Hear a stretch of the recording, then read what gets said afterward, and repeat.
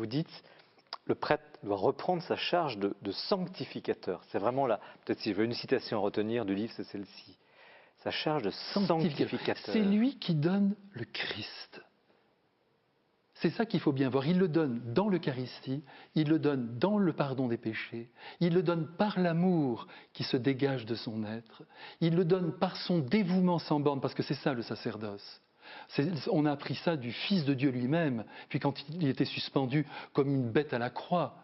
Cette donation totale, quoi qu'il en coûte.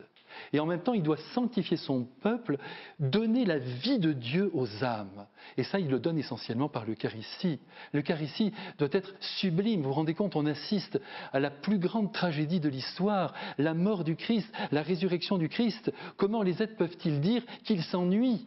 Je pense que c'est notre faute, parce que nous ne vivons pas assez la messe, nous ne nous immergeons pas assez dans le mystère, et en même temps, tous les éléments humains qui pourraient nous aider, musique, lumière, encens, toute cette forme, elle est capitale. C'est l'artiste là qui Oui, mais je vous assure revient. que c'est absolument nécessaire. On oppose toujours la forme et le fond.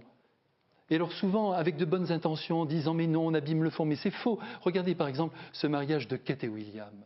2 milliards de téléspectateurs. Enlevez les couronnes, enlevez les habits princiers, enlevez les carrosses. Mais c'est fini, plus personne ne regarde rien. Père, les 9000, vos 9000 confrères en activité, 15 000 prêtres en France,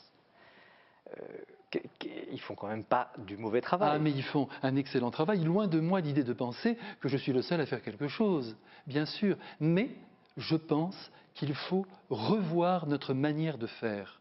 Eux comme moi.